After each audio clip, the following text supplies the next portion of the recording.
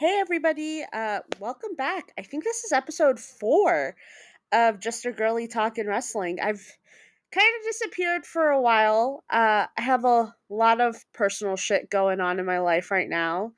I apologize to my 14 subscribers and my 30 listeners.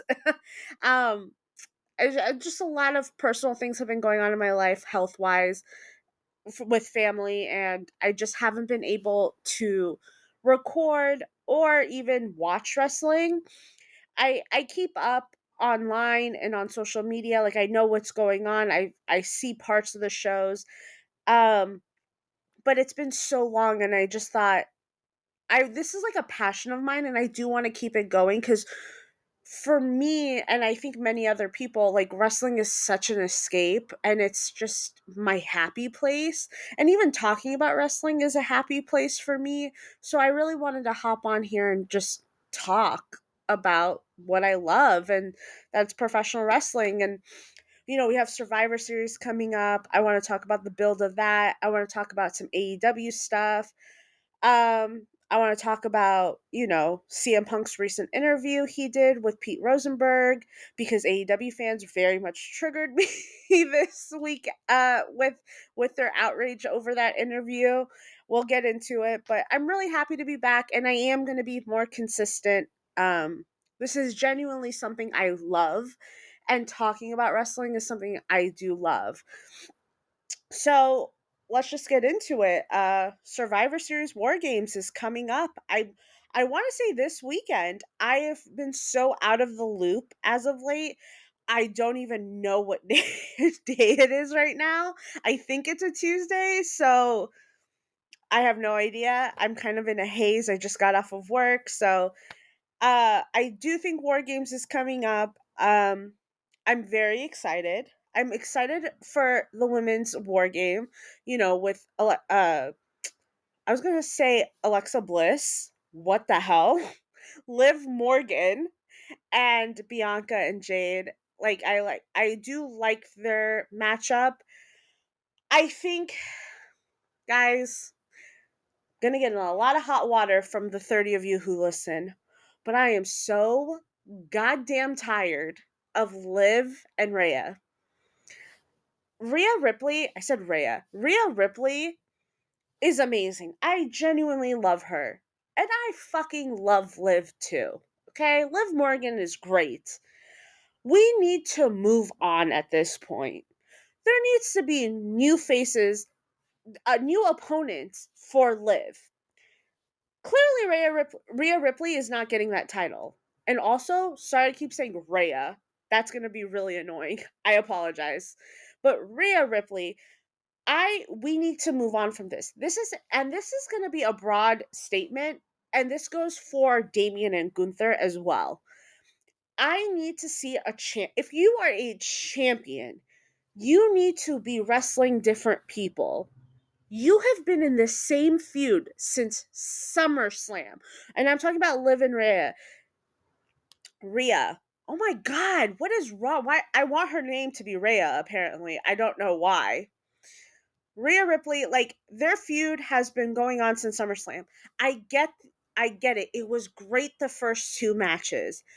I am sick of it.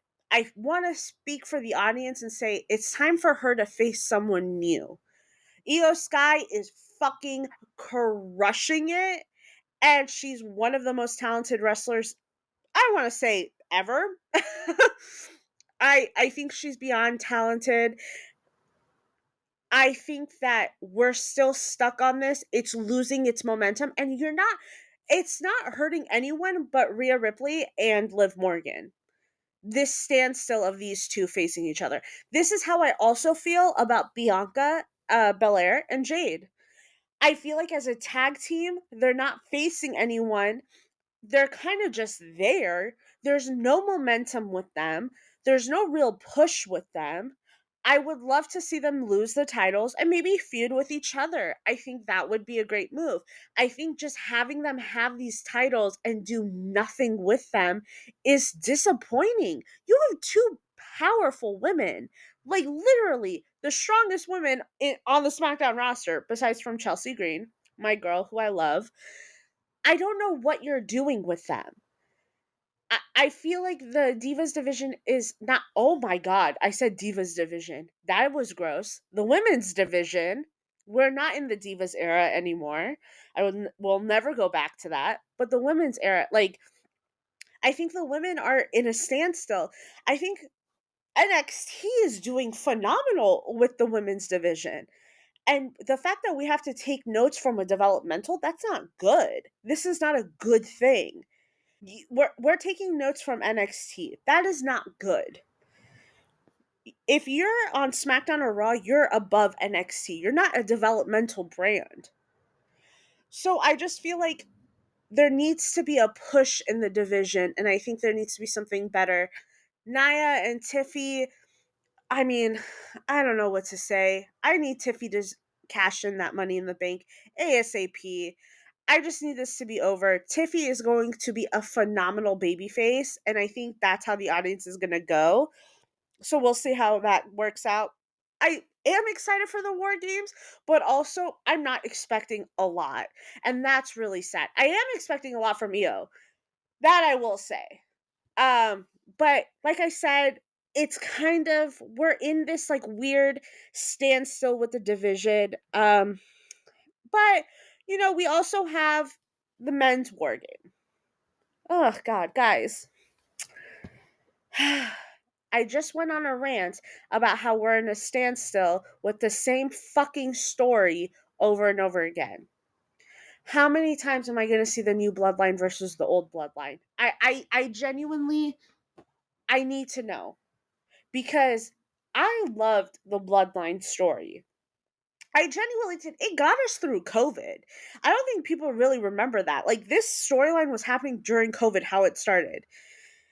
I, it was an anchor, and it was a great thing, and it had great momentum. When Roman lost to Cody, that's when the bloodline should have died. I get the aspect of having Solo in and having new bloodline versus old bloodline. It's not working. This sucks that I'm saying this. I want it to work. There's talented wrestlers on both OG bloodline and new bloodline. Insane talents. Are we like forgetting Jacob Fatu? Like, he's insanely talented. I just feel like I'm tired of the same story. It's now coming full circle. I get it. The OG bloodlines getting back together. They're trying to recruit Seth in. Do I think Seth will be on that team? I don't think so. I think Seth will somehow, well, Seth is saying I will never be on the side of Roman Reigns. Why would I? He's a scumbag. I do think the rumors going around on the internet is that CM Punk is going to take that spot. That's like the dumbest thing I've ever heard. As much as I'm obsessed and in love and worship the ground that man walks on, it makes no logical sense for him to be on the OG Bloodline team. Like, it just makes no sense.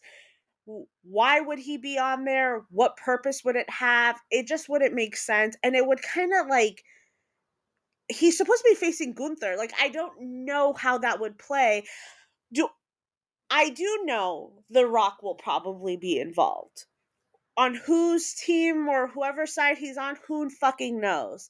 I don't know. But Dwayne is definitely going to be there. I think it's inevitable. And watch, when I say this, he won't show up and there'll be egg on my face. But Dwayne will be in some sort of capacity. I just don't know when or what. Because we all know what's leading up to this. And it's leading to a Roman versus Dwayne feud at Mania. They've alluded to it for so long. And even in the Cody doc, they talk about how that this was going to be their money match. And then Cody, like, everything got switched, which rightfully so, because it was Cody's time. Um, so we'll see how that plays out. If I have too much of like this high expectation and it doesn't deliver, like, it's just going to be disappointing. So you just go in with like an open mind and you see what is going to happen. Damien and Gunther. Damien is not winning. It would make no sense for Damien to win. I think Gunther is a viable threat. And I think that's what you need. Gunther is so talented. I love a Gunther match. And because he can make anyone look good. It's truly an art. I am not a huge Damian Priest fan, but I can appreciate him and what he does in the ring. We already saw this match happen once. I'm sure Finn Balor is gonna interfere in this one as well. I mean, who knows? Maybe they've moved on. I pray they do. I hope no one gets involved in this match. I mean, Ludwig might. You never know, like what happens, right? But I need that feud to end as well because it was never compelling in the first place, and it's still not compelling.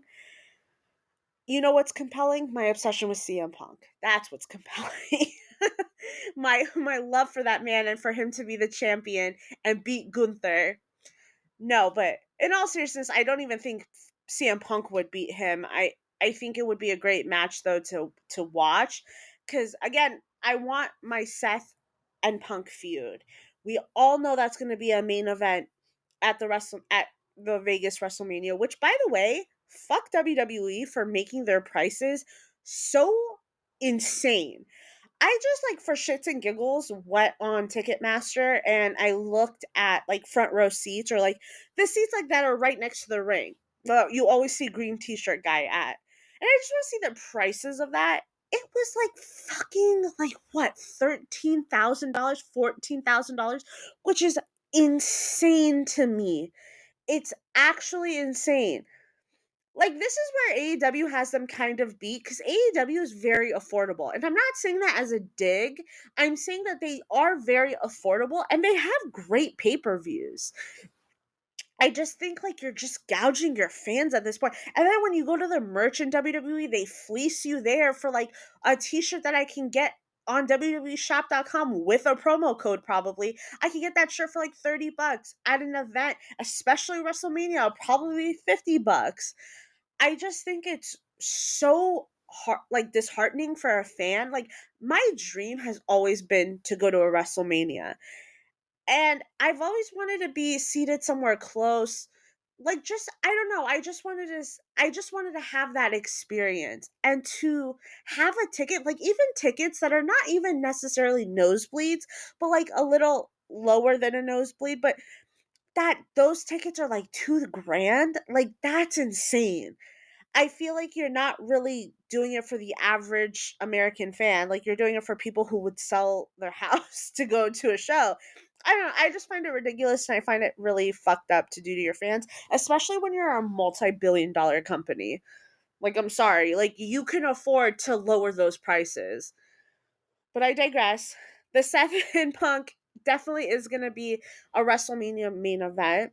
Which night we never know. I don't think it would be night 2. I definitely think it would be night 1, and I think it would steal the show because CM Punk WrestleMania matches always steal the show. And again, it sounds really like I'm kissing this man's ass, but truly, like he is so amazing.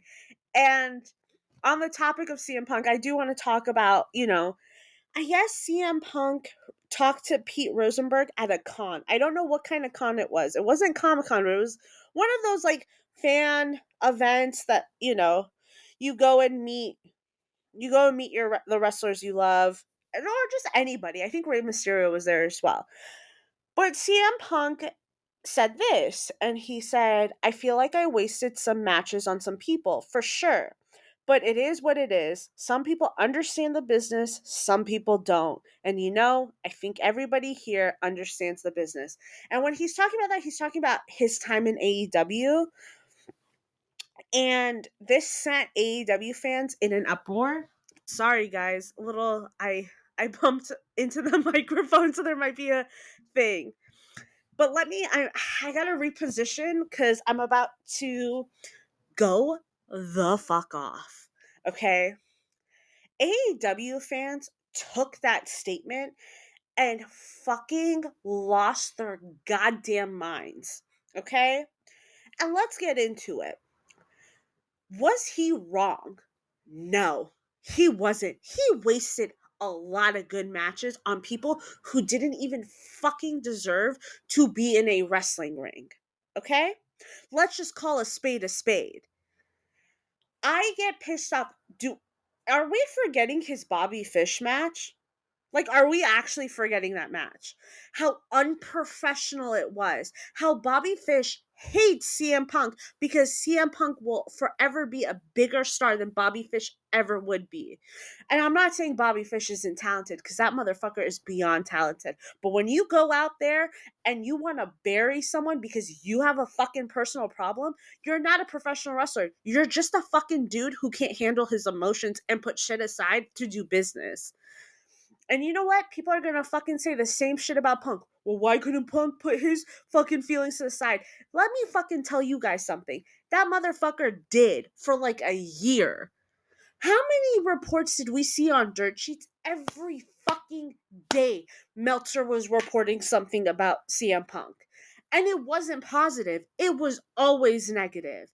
And we're gonna sit here and act like CM Punk was just this mayhem. He was causing all these problems. Let's take a fucking look back. Were there problems in the locker room pre CM Punk? Absolutely. Have there been problems since CM Punk? I'm sure there has. Stop blaming someone, and also stop getting mad at fucking wrestlers talking about their experiences in the companies they worked at. Don't try to gatekeep wrestlers and tell them that they can't speak about an experience. Like, that's such bullshit to me, guys. Like, how can we sit here and be like, oh, CM Punk's such a bitch because he's answering a fucking question that was posed to him? Do, if you want to play by those rules, then you better tell Moxley, Danielson, uh who else was there, Claudio, anyone who used to work in WWE to never answer a question about WWE. If you want to hold that standard, I don't think Claudio has had great things to say. I don't know why I used him as an example, but Mox said he had a horrible time. Why are we taking that experience away? They are allowed to talk about their negative experiences. MVP did a whole fucking press tour about how he hates the new management in WWE. Some of it's valid, some of it I do think is a little cringe that he would prefer Vince over Triple H. That's saying something to me. I feel like that's really odd and bizarre. But again, I'm not going to say MVP, shut the fuck up. Stop telling people how to feel. Stop telling people to stop answering questions. You are not, like, they're allowed to do these things. Shut the fuck up. I disagree with half the motherfuckers on Twitter, and I think they're fucking idiots. Okay, I do. I genuinely think they're vindictive as fuck. But I'm not gonna be like, hey, shut the fuck up. You're so stupid. Social media, like anything, you're allowed to share your opinion without you losing your goddamn mind. There's this girl on Twitter. I think her takes are awful. Okay, awful. I'm not gonna tell her to shut the fuck up. They're her takes. They're her opinions. They're her experiences, whatever. Like, she talks shit about CM Punk constantly. She made a little crack about how CM Punk was injured 90% of the time. Why was he injured? Are we forgetting his backstage interaction? Who injured him? Was it the brawl that the EVPs, and I'm using air quotes, barged into his dressing room and started a fight? Isn't that when he got injured? The him breaking his leg thing, that was I can't justify that one, but that one was bad. But was he injured? Yes. Most wrestlers are. Where's Edge? Like, we could use that same argument for any other wrestler. This is my problem. And I know I'm going on a rant, like this rant, it's more towards AEW fans as a, like, the fanatics, not the ones who are just love professional wrestling. The ones who will actively go out of their way to hate people and like be so nasty, make up lies because they talk shit about AEW. I'm talking about those fans. They're not real wrestling fans. They're people who want to gatekeep wrestling and make it such a shitty experience. It blows my mind.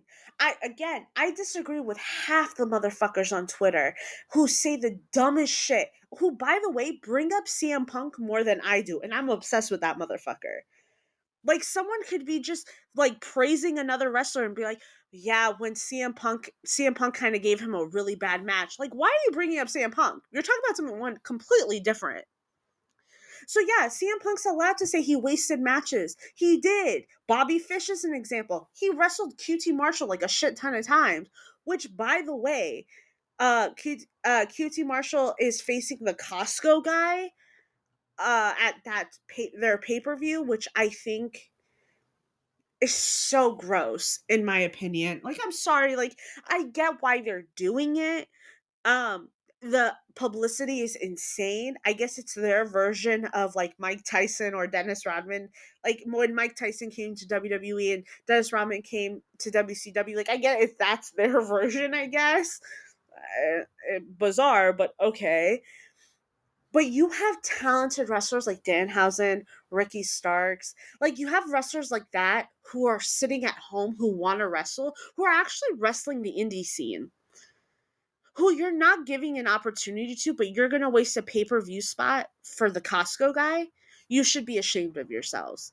You use Danhausen for merch and action figures and things like that, but you're not going to put him on a show. Why? Is it because he's friends with CM Punk? Like, these are things where I lose my mind with AEW fans, where it's like, you have holes in your boat and you're going to sit here and argue with me as you're sinking that there are no holes. That's the problem. Someone on Twitter that I follow, we follow each other, had said, why does AEW generally get this hate? Like, I don't know why people hate AEW. And I wrote back that I don't hate AEW. I actually want AEW to succeed. And I know it doesn't sound like it. I genuinely do. I think AEW is a great place for wrestlers, and I think it's great for the business. I think that ignoring that there are fundamental issues with the company and how they run it is okay. I don't understand how people can dismiss criticisms of AEW, and the people who dismiss them will fucking rip apart anything WWE related.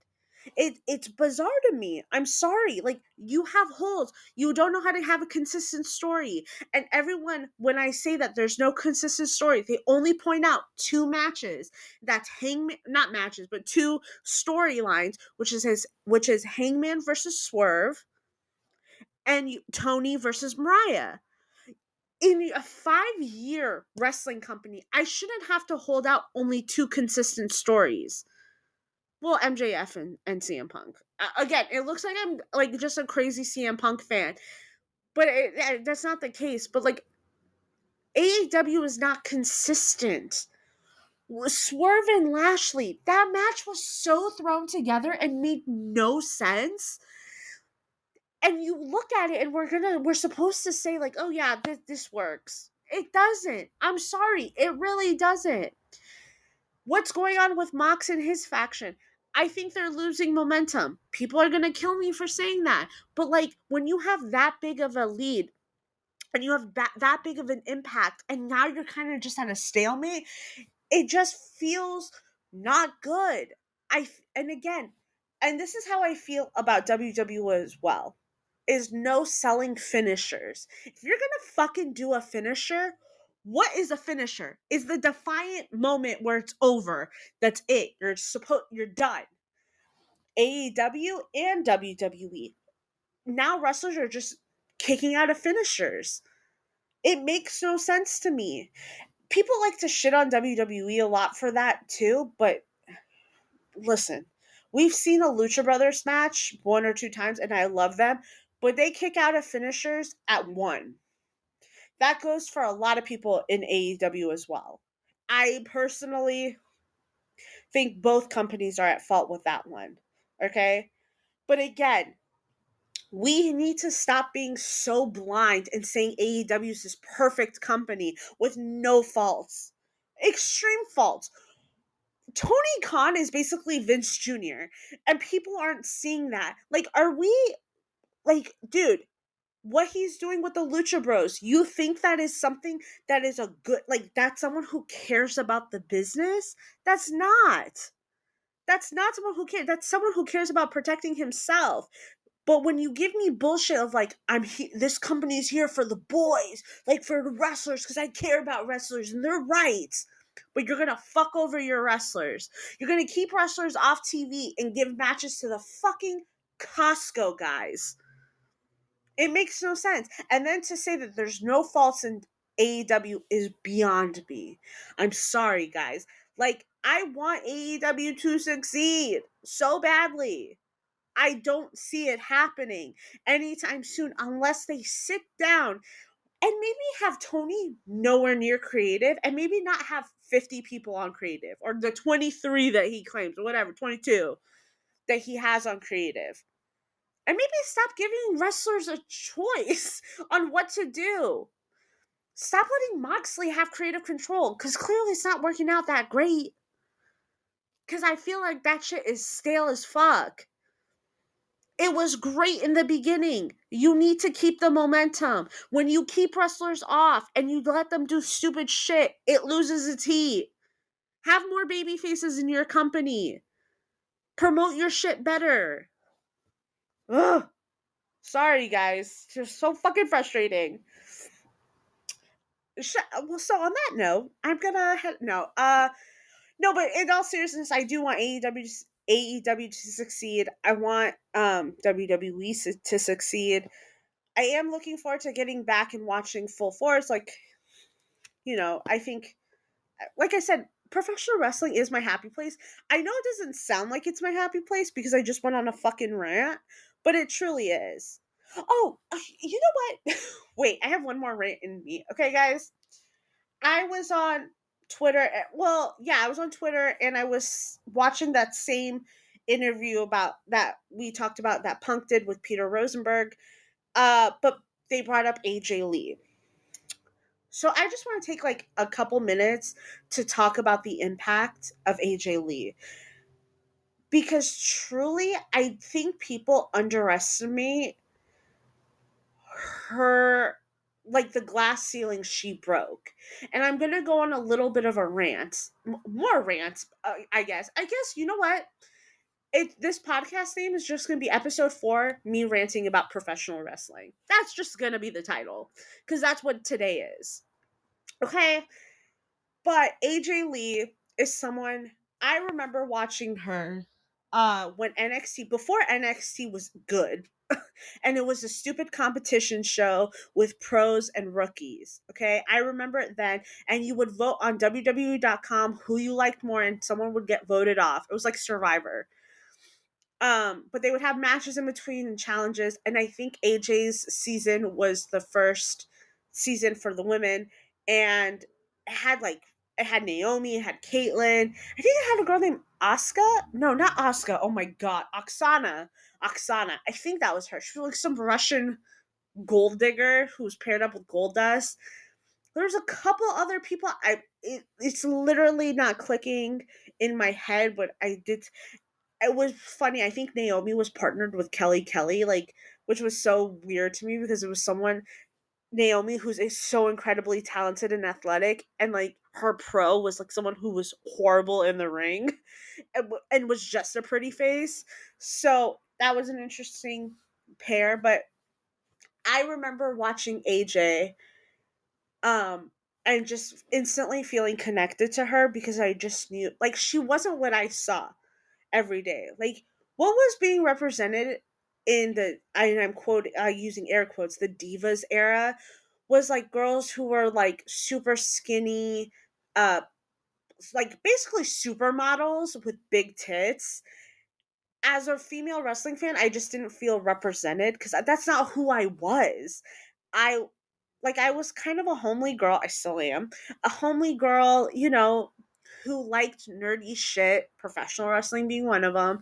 And with AJ, like I just felt like I was kind of represented. Like she was she was a fan. She was genuinely a fan of professional wrestling.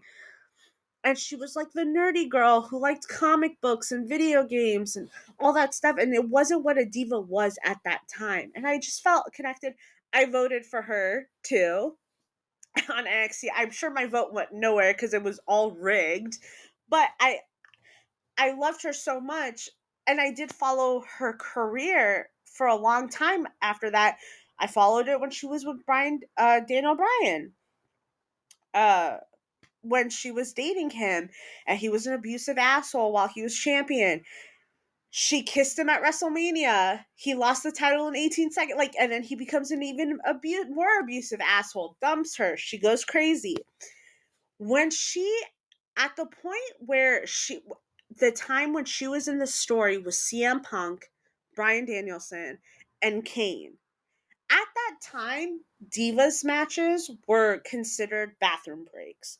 They were called divas, not women wrestlers. Like, they were called divas. But when AJ came and that story kind of like took off, like insanely took off, mostly because I think the chemistry between CM Punk and AJ, like, it was palpable and it was very intense. I mean, I shipped them super hard, but I digest. Digest? Digress. That's the word. Sorry. I digress when but people were literally watching the ramp and seeing if she would come out to interfere. Like, there wasn't a lot of divas that enticed the audience like AJ did. People were chanting for her, cheering so fucking loud when she would come out, when she would have her interactions, when she would wrestle. Like, those were genuine fans. And the storyline kind of fizzled, like, her love triangle with CM Punk and Daniel Bryan, her being the Raw GM, and then her being with Dolph Ziggler, I feel really changed the game. Again, this was a time when women in wrestling were not taken seriously. They would get 5-minute matches, never a main event on a Monday Night Raw. Never that. They would be getting 5-minute matches, no entrance. Like, it would always start after a commercial break. Those two would already be in the ring. No storyline. And if they ever did have a storyline, it would be one girl calling another girl a pig. Like, it was fucking dark and bad. But when AJ came out and her feud with Caitlyn, it was so amazing when she was trying to get that title because people were interested. The story was there. Catfishing Caitlyn, like, their years of friendship together going down the drain. AJ fucking massacring the promos, like killing it, okay, with her promos. Big E being involved, all that. The match being fucking great. I genuinely, AJ shattered that glass and made people interested in women wrestling. Not divas wrestling, women. And she shattered that glass. And I get fucking extremely frustrated when the Bella twins get Hall of Fame rings. I need to know what they contributed to the business besides the reality show. Name me one Bella Twins match that made any significance. I need to know. There was none. There was none that made any significance. So I feel like AJ deserves the credit. I feel like AJ is Hall of Fame, and I can't wait for her to come back. So that was my last rant, guys. But thank you guys for listening, and I'm so happy to start doing this again. I'm so happy to be back at this. I will be more consistent with this. It is something again that I genuinely love. And thank you guys for still being here and along for the ride. I really do appreciate it. Um, I will be back next week. Thank you guys again for listening to Just a Girly Talking Wrestling. I'll see you guys.